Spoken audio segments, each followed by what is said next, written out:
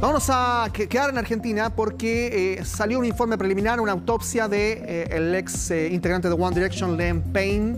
Ahí estamos viendo imágenes de él en vida. Murió tras caer del tercer piso, unos 14 metros de un hotel allí en el barrio de Palermo, en Buenos Aires. Surgieron algunos datos, entre ellos que murió a causa de múltiples traumatismos y hemorragias internas y externas provocadas por una caída. Y se encontraron 25 lesiones, todas ellas compatibles con la caída. Claro. Es que se podía prever que esa iba a ser la causa directa. El punto es el informe toxicológico, ¿no? Lo que estaban esperando. Que todavía no está del todo detallado, pero sí hay un punto dentro de la autopsia. Y es que los brazos de Liam Payne no tenían lesiones, a diferencia de la mayoría de las personas que escogen lanzarse, que básicamente que escogen la vía del suicidio. Claro, que atentan contra su vida y ponen los brazos para proteger su cuerpo al momento de la caída. Porque son conscientes de lo que está ocurriendo. Exactamente. En este caso, se presume entonces un estado de inconsciencia del músico, o eventualmente de que quisiese perder la vida definitivamente y entonces no ponen los brazos delante.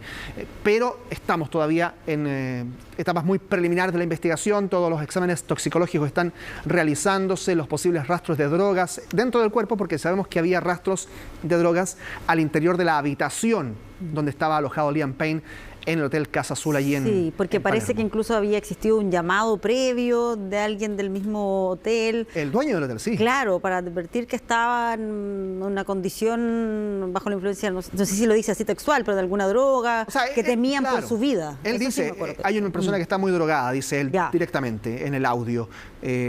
Y después, claro, habla de los destrozos, de los daños.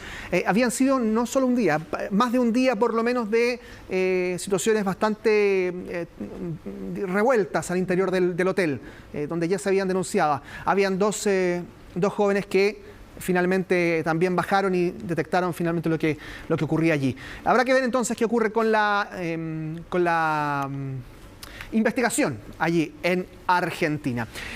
Estábamos a la espera de lo que iba a decir la banda One Direction, los otros integrantes. Hubo un comunicado. Estamos completamente devastados por la noticia del fallecimiento de Liam, dice el comunicado de la banda, ahora ya sin uno de sus integrantes. Y dicen, por ahora nos tomaremos un tiempo para llorar y procesar la pérdida de nuestro hermano a quien queríamos mucho.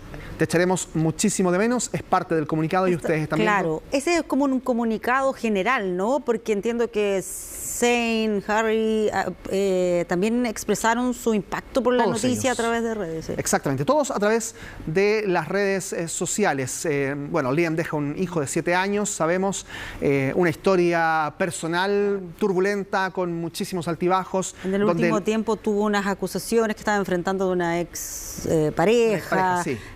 Pero lo cierto es que hay una generación, porque a lo mejor no todo el mundo los conoce, pero hay una generación que creció escuchando a esta banda y que están muy impactados con esta noticia. Y que hoy día tienen entre 15 y 25 años aproximadamente, porque yo diría incluso alguna ya cercano a los 30, porque él tenía 31, ¿no? Claro. Sí.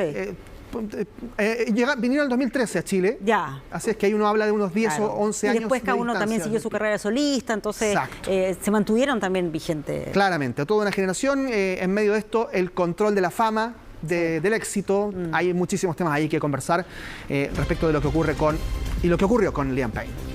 Sí, 2 de la tarde con 29 minutos, pero sé que tienes muchas más informaciones internacionales, así que, Carlos Grech, no te muevas de este estudio porque nos vamos a ir a una pausa. Bueno. Al regreso continuamos con Carlos Grech. Sí, para hablar de lo que ha ocurrido en Texas, en Estados Unidos. Una jueza de ese estado paralizó la ejecución de un hombre condenado a muerte por la muerte de su hija. Bueno, esto es de forma temporal, pero las condiciones en las que se da, las circunstancias son bien particulares, porque la paralización de esta orden de pena de muerte ocurrió solo 2 horas antes de que se concretara esta ejecución. Hablamos de Robert Robertson, 57 años, un hombre que fue condenado por haber matado a su hija de 2 años en el año 2002, sacudiéndola, el síndrome del niño sacudido, ¿no? Bueno, los abogados, así como un grupo de legisladores texanos y el principal investigador policial de la muerte de su hija, afirman que había pruebas defectuosas, que Robertson en realidad es inocente.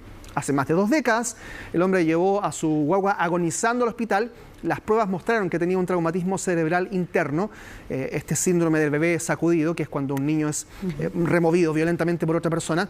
Pero en los días previos a la muerte de la guagua, un médico había diagnosticado que tenía ella una infección viral y fiebre, doble neumonía.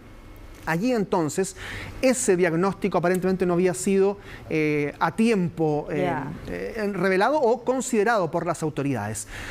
Y por lo tanto, también allí se generan algunas circunstancias. La policía había acusado a Robertson de reaccionar con frialdad, pero 15 años después de estar preso se determinó que es autista, que por eso había tenido esa reacción.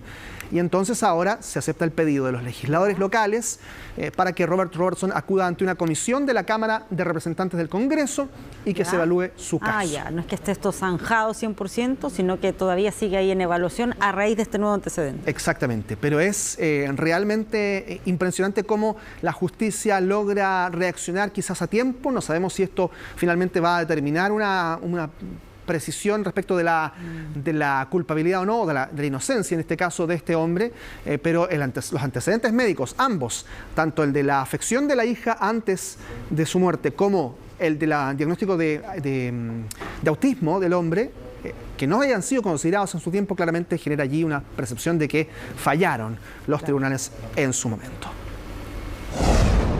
A propósito de situaciones judiciales, este es un caso que en los años 90 marcó al estado de California en Estados Unidos y que ahora ha sido revelado a través de documentales, una serie de ficción, ¿no? En Netflix. Bueno, en Estados Unidos más de una docena de familiares de Eric y Lyle Menéndez, los hermanos Menéndez, realizaron esta semana una conferencia de prensa para pedir su liberación. Ellos están presos después de haber asesinado a sus padres en su mansión de Beverly Hills. Esto ocurrió en 1989. Fueron después de 2 juicios condenados, y ahora realizan una conferencia, toda la familia unida, para pedir que sean liberados después de haber sido condenados a cadena perpetua. ¿Por qué? Porque hay varios antecedentes y nuevas pruebas que determinarían que en realidad lo hicieron la muerte de sus padres, estos hermanos, para defenderse de su padre, de José Menéndez, que abusaba de ellos y temían que cuando se conociesen estos antecedentes, si los revelaban, ellos pudiesen morir a manos de sus padres, efectivamente. Claro, y por eso lo que están esgrimiendo es un tema casi que de defensa propia. Claro, exactamente. Hay ahí también muchísimos antecedentes y ahora también hay otro testimonio que se ha conocido, que es el de un ex integrante del grupo Menudo, aquel grupo puertorriqueño donde salió Ricky Martin, también Roy Rosselló, que denunció el año pasado ya, pero ahora se está reconociendo y publicando este informe, que él había sido también abusado por parte de José Menéndez, del padre de los hermanos Menéndez. Entre 1983 y 1986. José Menéndez, el hombre que murió a manos de sus hijos, era un empresario del mundo de la música, un asesor importante y productor musical.